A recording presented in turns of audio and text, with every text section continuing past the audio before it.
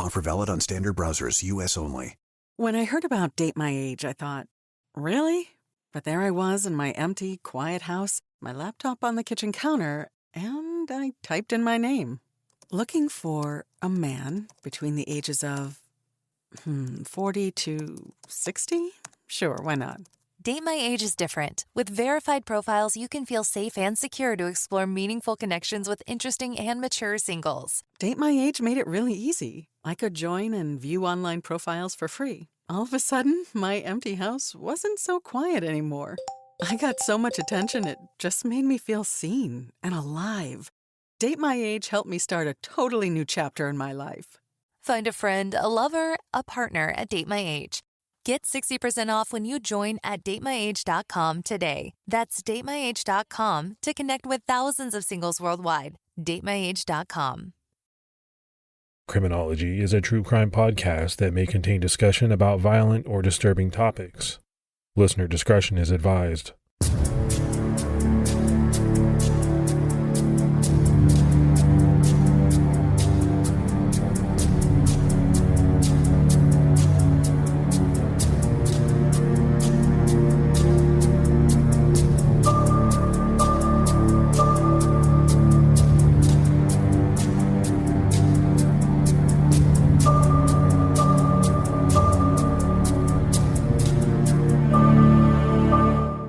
I'd like to welcome everyone to episode 45 of Criminology.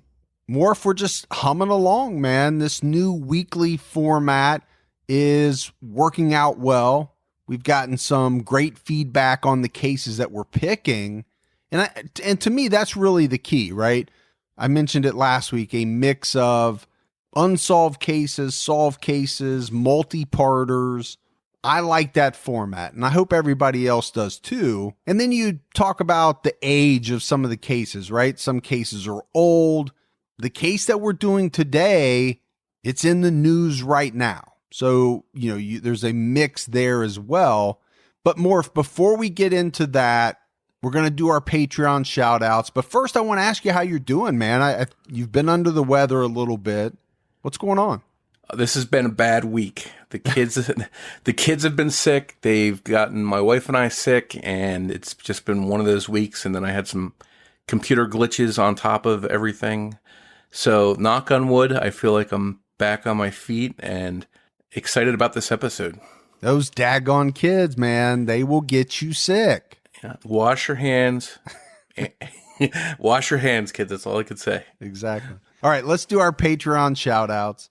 We had Janina Hedberg, Acid Man, Susan J.B. Carey, Katie O'Connor, Ryan Williamson, and Shannon Hayes. So some great support. We really appreciate that. I recognize a lot of those names as being supporters of True Crime All the Time and True Crime All the Time Unsolved. So I have to, give an extra special shout out to those folks. It's amazing that they choose to support multiple podcasts financially.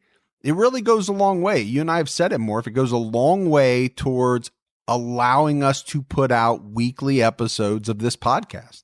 Yeah, every week I'm amazed by how many people take the time and just send what they can. It really helps us out, and it's appreciated. We say it all the time, but it's true. And if you'd like to help support us as a patron on Patreon, go to patreon.com/criminology. So we have a couple of big announcements. The first of which is that we will officially be on Podcast Row at CrimeCon in New Orleans this June. So Morph, you and I will be there. Gibby's going to be there. It'll be just like it's been at the last couple of CrimeCons. We'll all sit together, Criminology, True Crime All the Time, and True Crime All the Time Unsolved. But I will say this. If you are a true crime fan, you do not want to miss CrimeCon. It is a blast. And if you are already set to go, that's awesome. We hope you'll stop by. We'd love to meet you. Stop by, say hi. If you haven't signed up yet, please use our promo code Criminology19 at checkout when buying your standard badges at crimecon.com because you'll save 10% off your badge. Again, our code is Criminology19. Yeah, the first two crime cons, Mike, have been really fun. I know you had a good time, and I'm excited to go again. And just a month later in July, we'll be at the True Crime Podcast Festival in Chicago. I think that's going to be a lot of fun. There'll be some great podcasts there, and we're looking forward to meeting people there too. The best part of CrimeCon for me, because I didn't go to a lot of the panels, I didn't go to a lot of the discussions, because what I really wanted to do was meet fans. And that's what I did, and I loved it, right?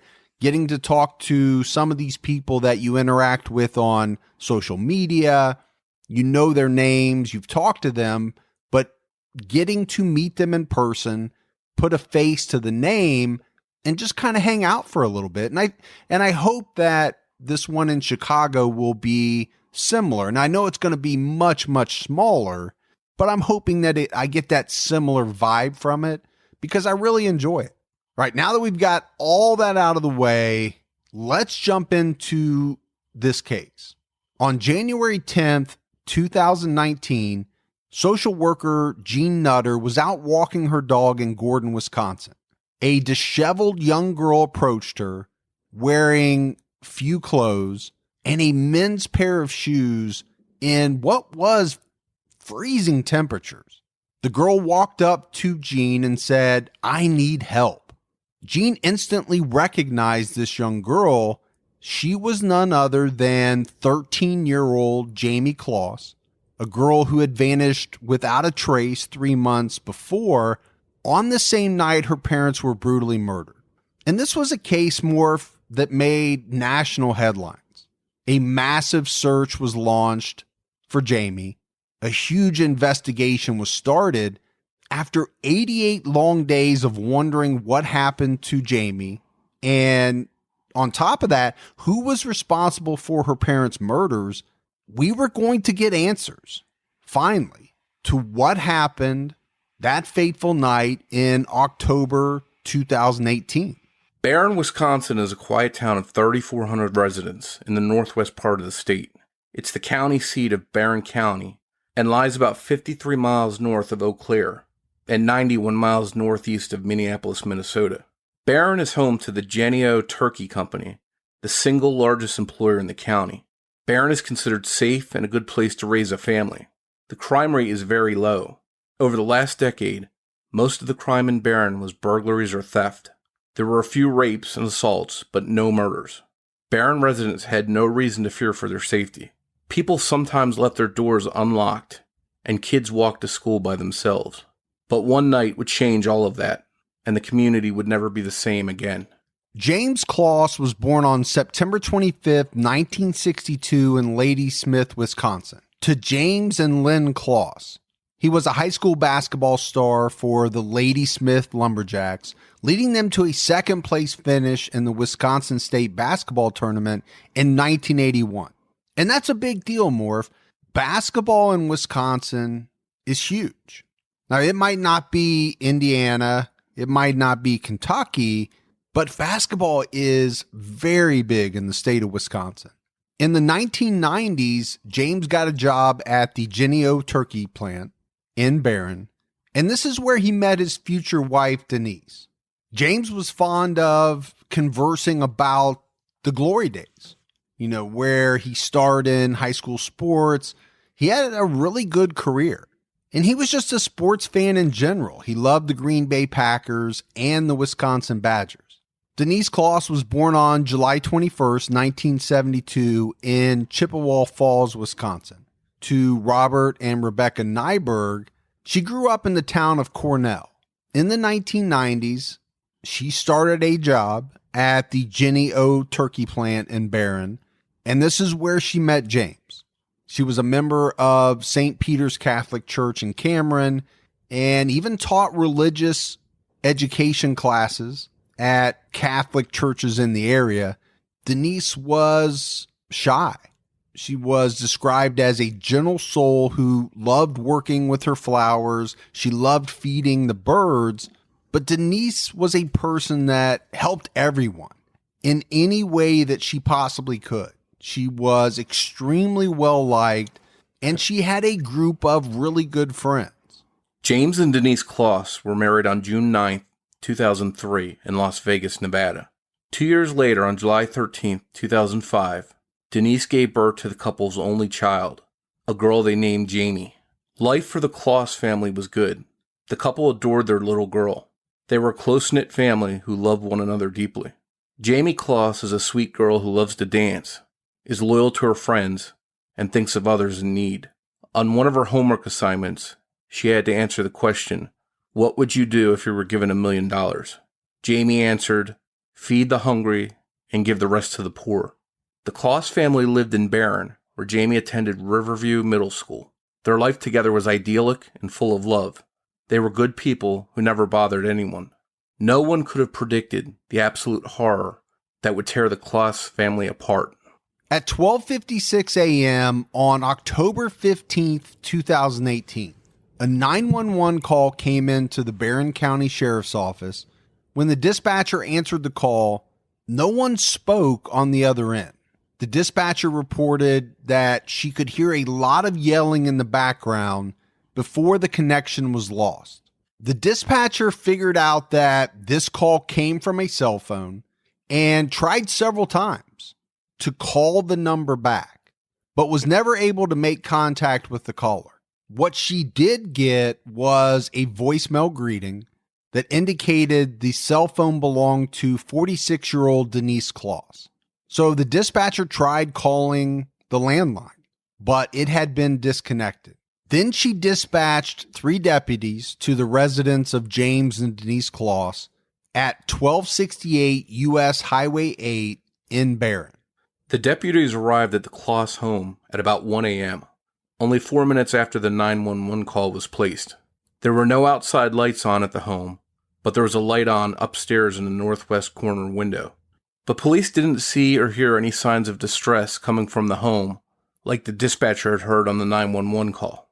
When deputies approached the front door, the door itself was open, and they could tell someone had kicked it in. Lying inside on the floor was James Closs. He had been shot to death. As they made their way through the home, they found Denise Closs dead in the bathtub in the bathroom. She too had been shot to death. Lying between the bathroom and hallway, away from the 2 bodies, was Denise's cell phone. Police didn't discover any weapons as they combed the scene for clues. Deputies quickly learned that the Closses had a 13-year-old daughter named Jayme, but she was not in the home.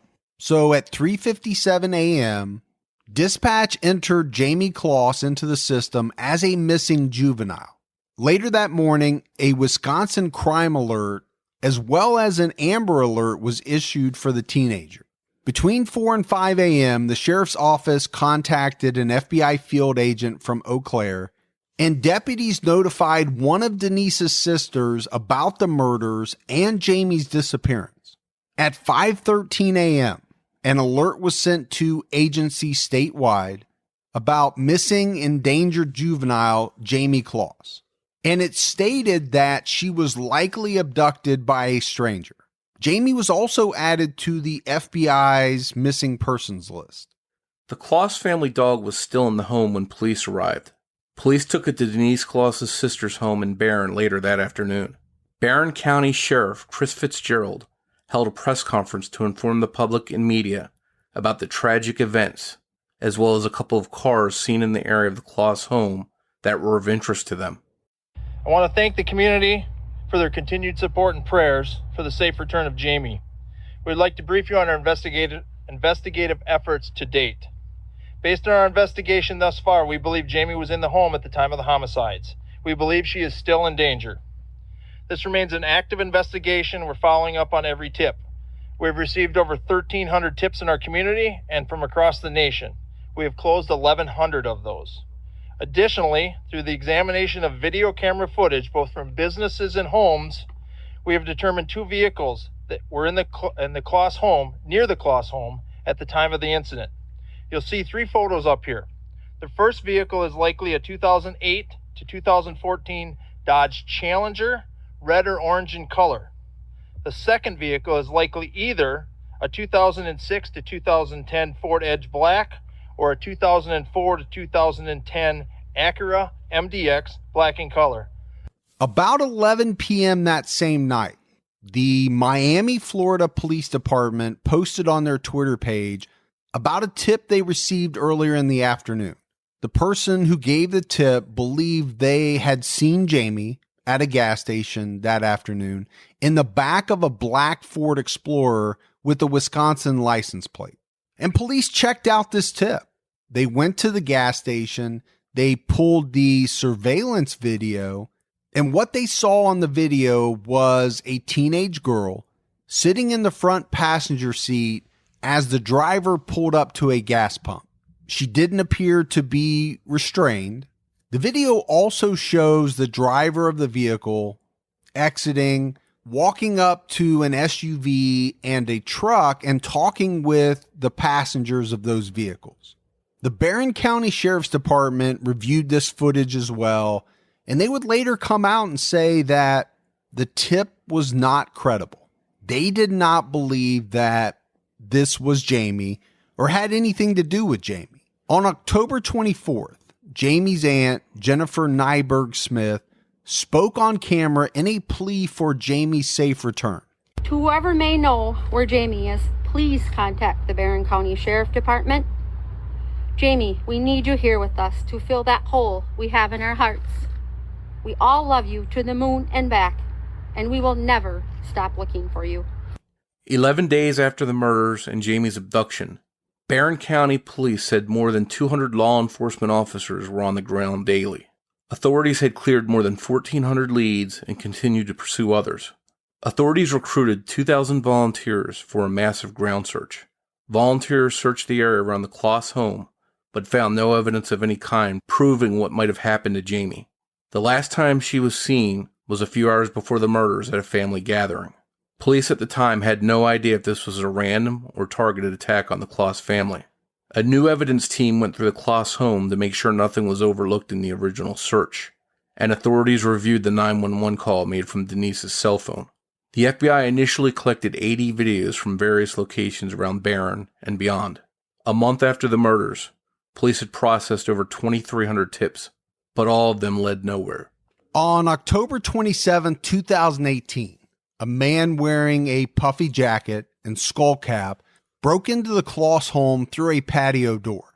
The man stole some of Jayme's underwear and other clothing, but he was spotted by agents of the Wisconsin Department of Criminal Investigations who were watching the home via motion-activated cameras. 32-year-old Kyle Janke Annis was charged with burglary and felony bail jumping. In August 2018, he was released on bond on another burglary charge with the condition that he commit no other crimes. At his initial court appearance on January 9th, 2019, he waived further reading of the complaint against him. The complaint alleged that during an interview with FBI and DCI agents, he said he left work that evening and rode his bicycle to a laundromat in Barron. From there, he said he walked to the Closs residence, and when he arrived, he noticed the patio door was unlocked, and he just walked right in. He said he took items from the house that he believed people wouldn't miss, but he also said he was curious about what size clothing Jayme Closs wore. He was eventually cleared of any involvement in the Closs case, but Morph, this is very strange. Obviously, this man, Kyle, knew about the Jayme Closs abduction, had probably seen it on the news, read about it in the papers, and he's just going to go to their house, walk in, and steal a bunch of her clothing. You talk about suspicious behavior and putting yourself on the radar for a high-profile case. Man, that does not seem smart at all. I mean, first of all, it's not smart to break into somebody's house, but to do it in a case like this where it's all over the media, you have to think people are watching the house.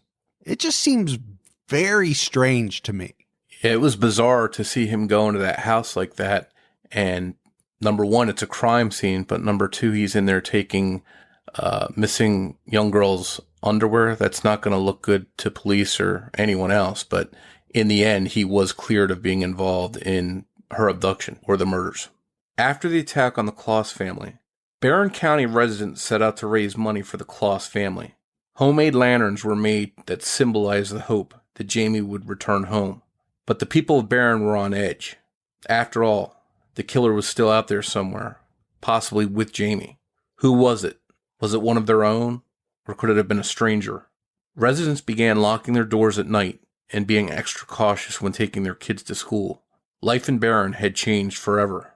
In November 2018, Barron native Chris Croce was a runner-up in the 15th season of the singing competition, The Voice. He performed the Beatles' hit Let It Be and dedicated it to Jayme. He told his coach, Blake Shelton, "This dedication song has a good message of hope. My hometown has been through a lot lately. There was an abduction of a 13-year-old girl from Barron. Her name is Jayme Closs. She still hasn't been found. It's just unsettling, you know. It doesn't happen there. This is for Barron." His performance advanced him to the next round of the show. Croce had sung the classic Beatles hit A Vigil for Jayme not too long after she disappeared. The vigil, dubbed the Gathering of Hope, was held for Jayme at the Barron High School football stadium. By December, police were still at a loss as to who killed the Closses and abducted Jayme. And not just at a loss for who had done this, but why. What they did know was that their killer was intelligent. He didn't leave behind any fingerprints, shoe prints, or DNA. Police were unable to recover any physical evidence leading them to the killer's identity. A neighbor did come forward and say that she heard 2 gunshots at 12:31 or 12:32 a.m. On December 12th, about 200 Barron residents gathered at Riverview Middle School to light a tree of hope for Jayme. The ceremony was organized by the Barron School District and the Jenny O Company, where James and Denise worked for 27 years. The tree was decorated by the staff and students of the school.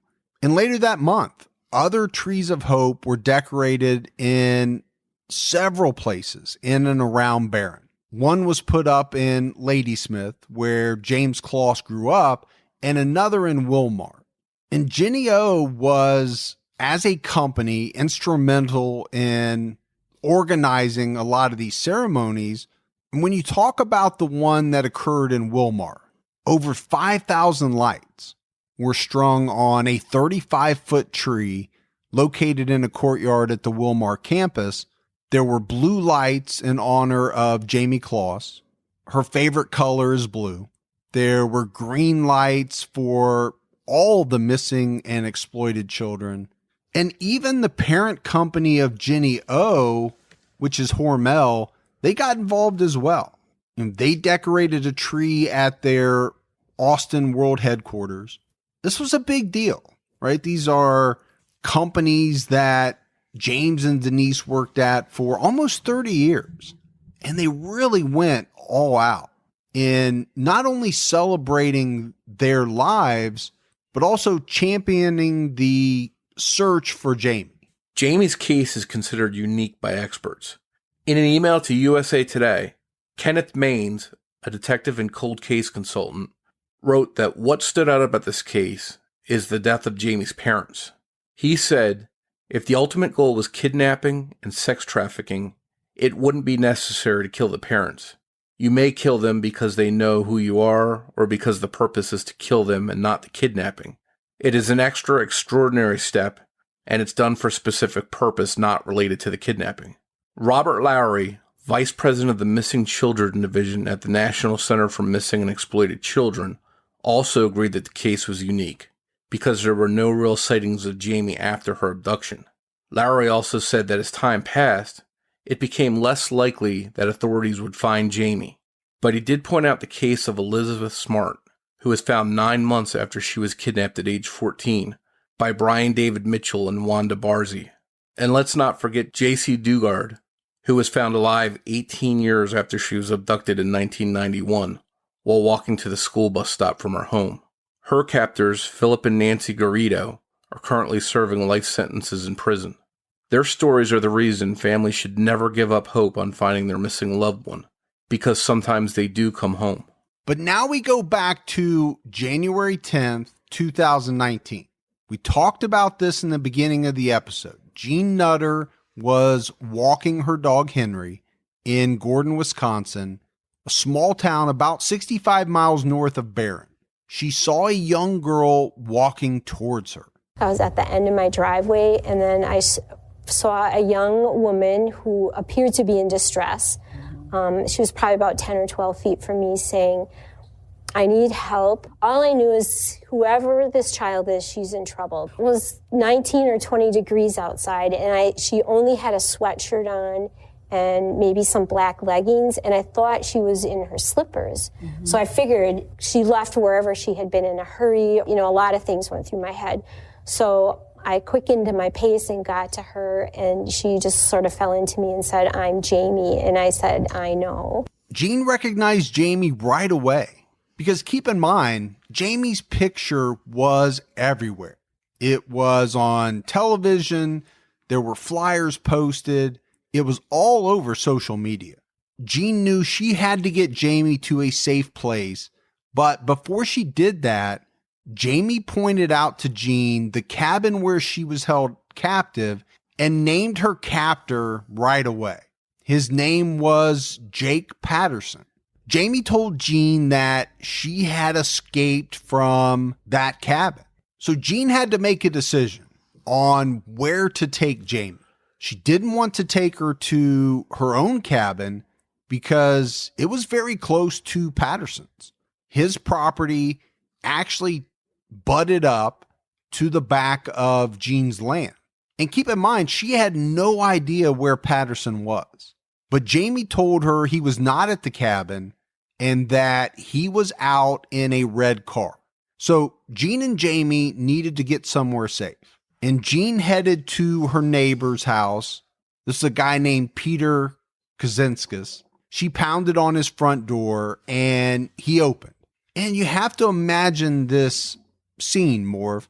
This guy, Peter, opens his door. He sees his neighbor, Jean Nutter, and she has a young girl with her. And Jean says to Peter, "This is Jayme Closs. Call 911. And Peter would later say, Jayme looked tired. She was dirty. It looked like she had not had a bath in quite a while, if at all.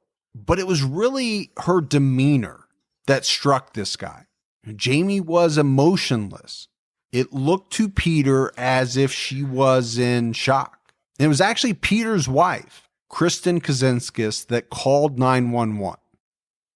County 911. Hi. I have a young lady at my house right now, and she says her name is Jayme Closs. Okay, what's your address? 14. It's in Gordon, Wisconsin. Okay, have you seen her photo, ma'am? Yes, it is her. I 100% think it is her. Are you okay? 100%. Does it look like she's going to run? No, she's sitting down. She's relaxing. Okay, hang on just a second. What's your name? Yep. What's your name, ma'am? Kristen Kaczynskis. Kristen, how do you spell your last name? Kassinskas. Okay, did she show up walking? Yeah, a neighbor just walked up with her to our house and asked us to call 911. Jean told the Kaczynskis to get a weapon in case Patterson showed up. The couple retrieved the gun they kept inside their home and then brought Jayme into the living room. They offered her food and water, but she declined. Jayme sat on her blanket on the couch while Peter stood at the front door with the gun in his hand, waiting for police to arrive. The Kaczynskis put their 2 children in the basement with their dogs and told them to watch TV until they said it was okay to come back upstairs. Jean and Kristen stood near Jayme until police showed up. Jayme was asked if she knew her kidnapper, and she said no, I did not know him before he came to the house. Peter and Kristen didn't want to ask Jayme too many questions because they were afraid to re-traumatize her. But Jayme did tell them his name and that she had no idea where she was. The couple told her that she was in Gordon, Wisconsin. Once Kristen heard the name of Jayme's abductor, she was pretty sure she had taught Patterson in middle school. She recognized the name right away. Later on, she told CNN, in my mind, I said, oh, that can't be the same person. But Jayme told her that Patterson was 21, and Kristen pretty quickly realized that the ages matched up. 20 to 30 minutes after Kristen called 911, police arrived at the Kaczynskis home. They instructed Jean, Kristen, and Jayme to get away from the windows, and they actually put them downstairs. An officer sent Peter to the back door and told him to stand guard with his gun in case Patterson tried to enter the home that way. Police started asking Jayme Closs questions. They asked about Patterson's car, and she described it to them. And it was just 10 minutes later that someone came on to the police radio and said that Jake Thomas Patterson had been apprehended without incident. And not only that, but that when officers arrested him, he said, "I did it." He wasn't very far away when police found him. Patterson was charged with 2 counts of intentional homicide, 1 count of kidnapping, and 1 count of armed robbery. Jayme was hospitalized overnight and reunited with her surviving family and dog, Molly, on January 11th. That same day, police held a press conference regarding the previous day's events and to update the public on Jayme's escape and Patterson's capture. My agency received a 911 call about 4:30 yesterday afternoon from the individual who was out walking her dog. Said she was approached by a young female claiming to be Jayme Closs. This lady immediately went to a nearby house, notified that neighbor of the claim, and this neighbor called 911, and my deputies responded en masse immediately and identified Jayme as the person that approached the neighbor, took control of her and possession of her and put her in safekeeping. And a short time later, one of my patrol sergeants happened to find a vehicle that matched the description that Jayme gave my deputies of the suspect and pulled the vehicle over and took the suspect in custody at that time. Beyond that, Jayme was taken to a local hospital up in the Duluth Superior area where she was looked over and examined, and she was held overnight for observation. And the suspect was interviewed and subsequently brought back down here to Barron County. That's all I have right now. Thank you, Sheriff Dahlbeck, and thank you, deputies, for the work that they helped in this case. The suspect was arrested and is currently being held in the Barron County Jail.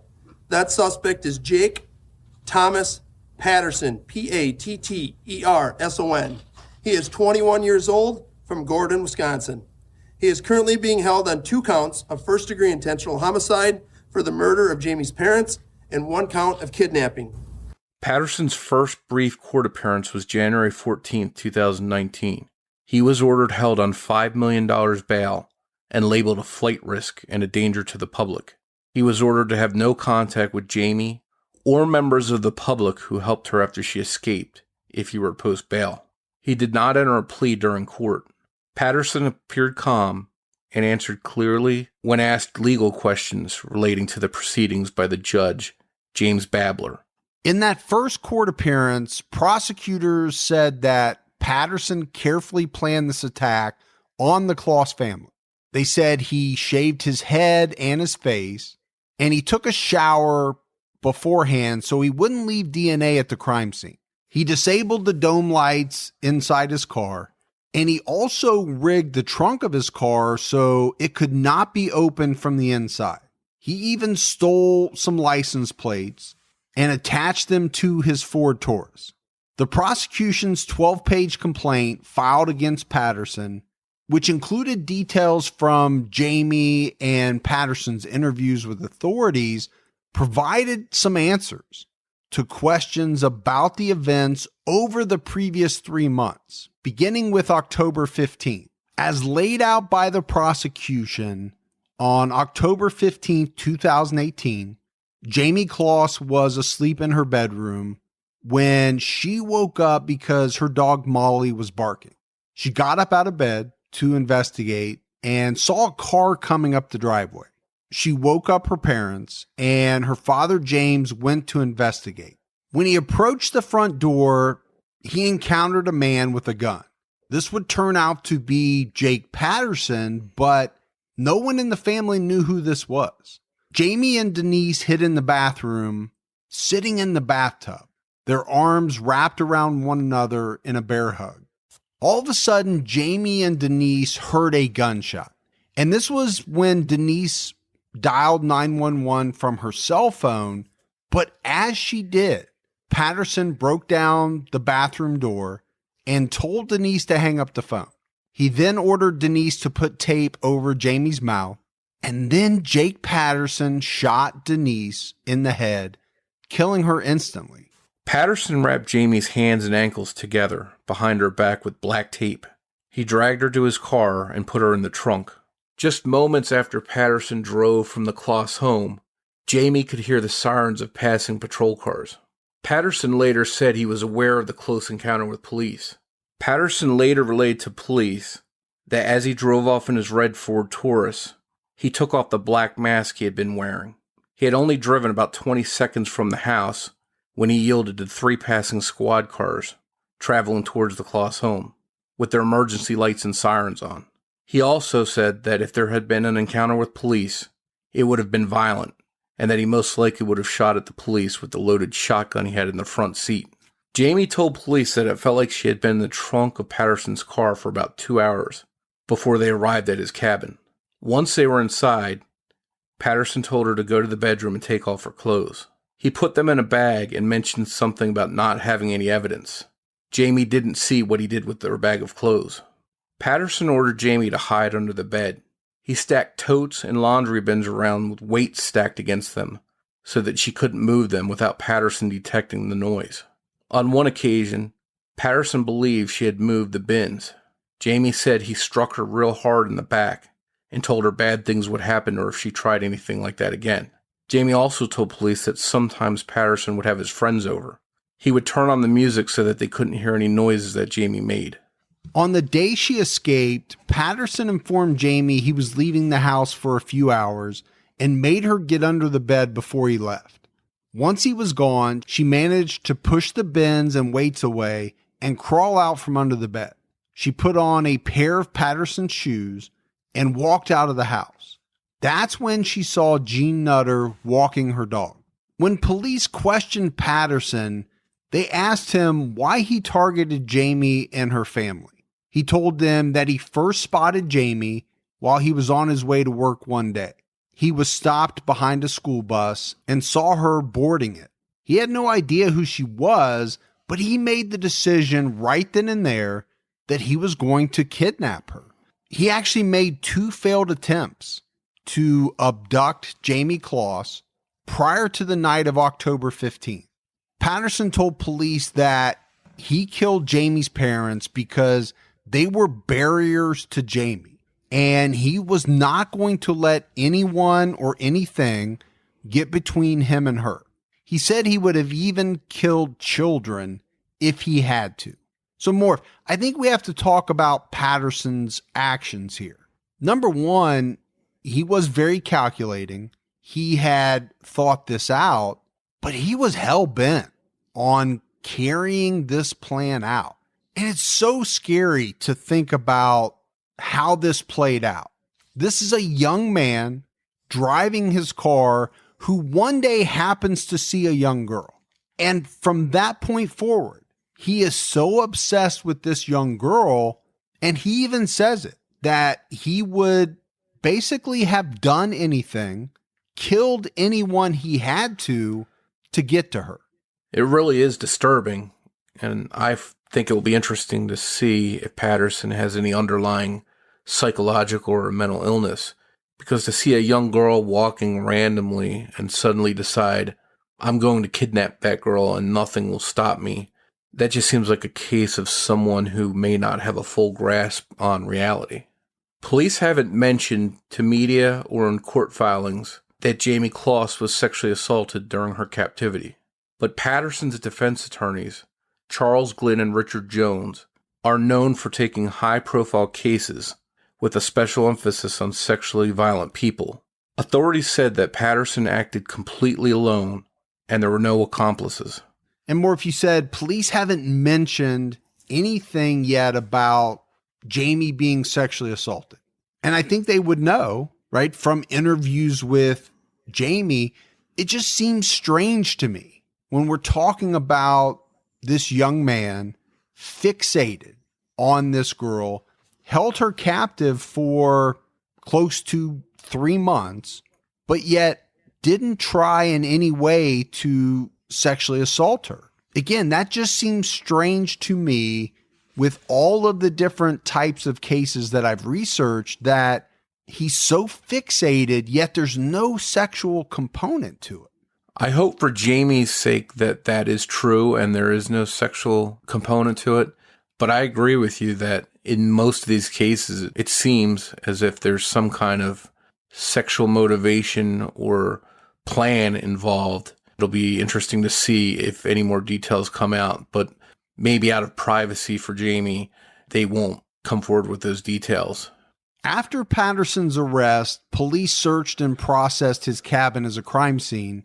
They released photos of the cabin to the press.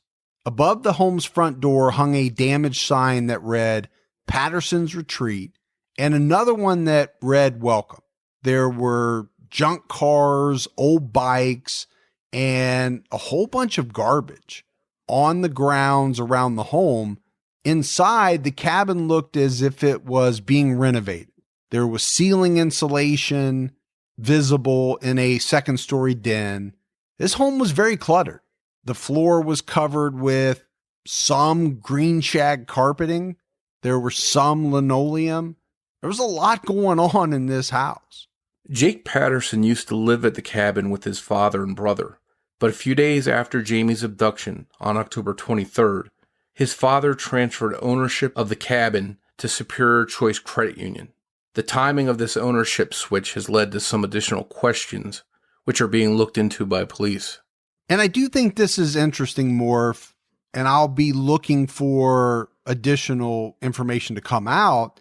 In my mind, when I hear something like that, that makes me think that they weren't making the payments. The credit union was possibly about ready to foreclose on the cabin. So in lieu of that, he signed it back over to the credit union. That's what it makes me think, but I haven't seen those details yet. Classmates of Patterson were shocked when they found out that he was the Closs family killer and Jayme's abductor. He graduated from the Northwood K-12 school in 2015, where he was a member of the Quiz Bowl team.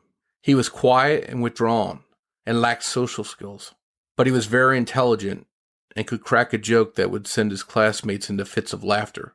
He definitely didn't come across as someone capable of the horrible acts committed on the Closs family.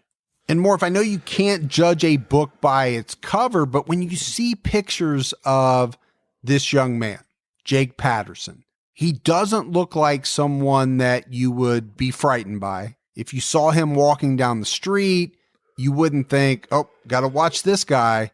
He looks small. He looks meek. At least that's what I took from the pictures that I've seen. After Jayme Closs escaped her captor, her family celebrated her return.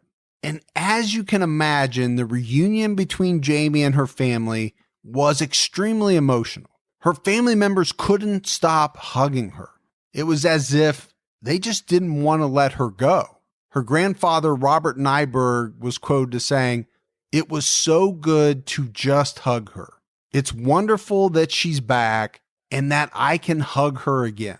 And obviously, more, if the family's not letting Jayme out of their sight, they want to see her. They're seeing her every day.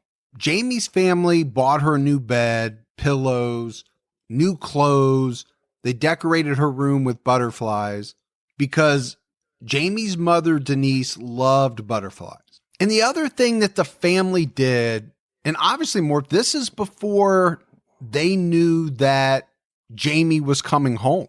They recorded her parents' funeral on video so that she could watch it when she came home and when she's ready, right? That's a big step to take. This poor girl has gone through a lot. Now she's free. She's home with her family. I don't know that she even had time to grieve her parents' deaths. On January 12th, 2019, Jayme's aunt Jennifer Nyberg Smith posted on Facebook about Jayme's first night home. She wrote, "Jayme had a pretty good night's sleep. It was great to know she was next to me all night. What a great feeling to have her home. As a family, we will get through all of the healing process Jayme has. It will be a long road, but we're family strong and we love this little girl so much. We will do anything and everything. My beloved sister Denise and brother-in-law Jim can rest at peace, and I keep assuring them Jayme is safe and we will make sure forever. We all miss them both dearly now. They know their Jayme, which was their whole world, is home with family. God is good. Bless you all." Jayme's aunt, Susie, also posted on her Facebook page. She said, "I have absolutely no way of knowing how to thank so many people. I would love to give each and every one of you a huge hug. Together we brought Jayme home. I am so very proud of you, Jayme Closs. You saved your strength at the utmost opportunity. I believe all the thoughts and prayer behind you, God and your mom and dad led. This is a day of happiness I will never forget. Getting to hug you and tell you that I love you. You will now be surrounded by love and we will always be there for you. My sister Denise Pooh and Jim, we have your baby girl in our arms and may you both now rest in peace. We will never forget you." So again, more, if you take a look at these Facebook posts and you can just feel the emotion, right, coming out in them. And there's a lot of emotion to go around. On one hand, the family is dealing with the death of two family members. And then on the other end of the spectrum, they have Jayme back. Very tough, right, to deal with both of those at the same time. Very, very high and a very, very low. While many people have been excited to hear the news that Jayme is home with her family, many people have been equally as curious to know more about Patterson's family. Patterson's father stated that he and his wife were devastated, but thinking of Jayme and her family. He also said that he wanted to write a note to Jayme's family. Jake Patterson was unemployed and had no criminal history at the time that the attack occurred on the Closs family. But he does have a brother with a criminal history of a sexual nature. Patterson's brother was tied to multiple instances of attempting to have sex with underage girls. In one instance, when he was 18, he drove 3 hours to meet a 15-year-old with the intention of having sex with her. Apparently, he had met this girl in an online chat site. When police encountered him in that incident, he was found to have maps and a police scanner in his car. But once again, police say that he is not connected to the abduction of Jayme Closs. But I do think it's interesting, Morph, to talk about, we mentioned earlier, as of this point, it's not come out that there was any type of sexual assault on Jayme Closs. Now, that might change down the road, but then you find out that Jayme's captor's brother has a whole bunch of incidents involving underage girls. And the two brothers at a certain point lived in this cabin together after their parents had moved. So make of that what you will, but to me, it's interesting. It makes you wonder if Jake Patterson was somehow impressionable and some of his older brother's actions didn't rub off on him in some way. I think that's a great point. That very well could have happened. As news broke across the country about Jayme's brave escape, other kidnapping victims came forward and gave insight on how Jayme's road to recovery would be. One of those people was Elizabeth Smart. In an interview, Smart said, right now is a very sensitive, very important time for her to sort of rebuild those connections with her family. Her family's been torn apart in such a brutal way. Now it's just vital that she has that time with her family to reconnect, to rebuild that foundation, to have that support that she can move forward so she can move on with her life. She will not be able to go back to who she was before she was kidnapped. She will never be able to just return to her life as it was before. But that doesn't mean that what has happened needs to destroy her future or needs to define her future. And I think more of this is very, very intelligent words coming from Elizabeth Smart. And let's be honest, if anybody knows what Jayme Closs is feeling or, what type of issues she's going to encounter in the future, it's Elizabeth Smart. And more, if we mentioned it right up front, this case is in the news right now, right? It's playing out. Just a few days ago, January 20th, St. Peter Catholic Church hosted a service for residents of Barron and Cameron to celebrate Jayme's return home. Denise Closs was a member of St. Peter Catholic Church. It's also where both Denise's and James' funeral was held last year. And then we have Jake Patterson. He's going to have a number of court dates coming up in the future. All of this is going to play out in the media. We're going to get additional details coming out. There's no doubt about that. He's next due in court for a preliminary hearing February 6th, which is just a couple of weeks away. But I know that you and I will be following this case. I mean, I want to hear what the additional details are that come out. But that's it for the case of Jayme Closs. It's a tough story because two people were murdered. Jayme was kidnapped, but she found her way home. So in that respect, it's, like I said, it has its highs and its lows. Her mom and dad were murdered, but she got out. She got out alive. She's back with her family. A lot of emotions to try to reconcile. And I don't think it's going to be an easy road for her going forward. And we just wanted to thank Debbie at truecrimediva.com for help with writing and research for this episode. Be sure to check out her site, which actually was featured in episode 2 of True Detective this week. As always, if you haven't done so yet, please take a minute. If you love the show, go out, give us a 5-star rating. We really appreciate that. Find us on Twitter with the handle Criminology Pod. We're also on Facebook. And if you want to leave us a voicemail, you can do so by calling 661-77-CRIME, and we may play your voicemail on the air. All right, Morph. So that's it for us this week. We'll be back next week with an all-new episode. So for Mike and Morph, we'll talk to you next week. Take care, everybody.